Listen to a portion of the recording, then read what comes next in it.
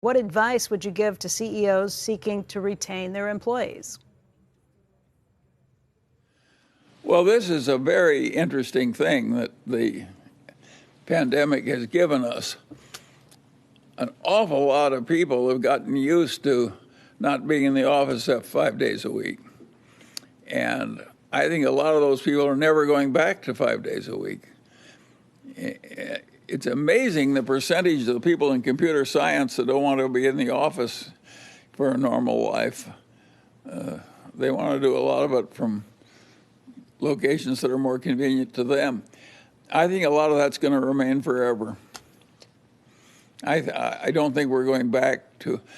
I don't think the average corporation is going to fly its directors around so they can sit at the same table for every meeting of the year. Maybe they'll have 2 meetings where the directors are together. By the way, Berkshire's directors have done that forever. The Berkshire directors have met face to face twice a year forever and done everything else on the telephone or with consent minutes. And it's worked fine for Berkshire. I don't think we needed all these goddamn meetings and airplane flights. So I think part of what's happening is quite constructive, that it'll make life simpler and cheaper and more efficient. I don't think we're going back for some kinds of work. Now, on the other hand, they made the welfare so liberal, just helicoptering this money out, it was just hell to even man your restaurant so you can serve the patrons. I think we probably overdid that a little. I think Larry Summers is quite possibly right that we overshot a little with some of the stimulus, and it would have been smarter to do a little less. If you stop to think about it, what makes capitalism work is the fact that if you're an able-bodied young person, if you refuse to work, you suffer a fair amount of agony. And it's because of that agony that this whole economic system works. And so the only effective economies that we've had that brought us modernity and the prosperity we now have, they imposed a lot of hardship on young people who didn't want to work.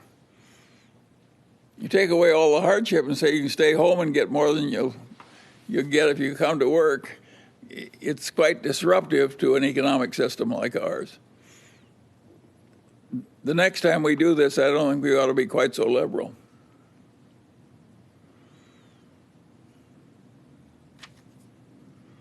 What about the last part of that question where he asks, what advice would you give to CEOs who are seeking to retain their employees?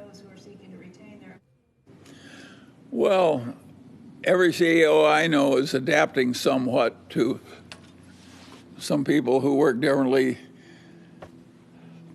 than they did in the past.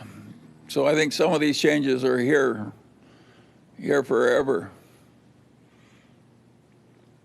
If your job in life is to get on the telephone and talk to other engineers all over the world while you solve problems, why do you have to do it from an office?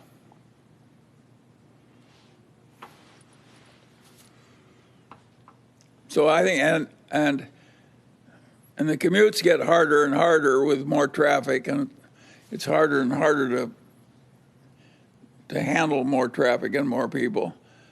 It may be a good thing that more people are going to commute less.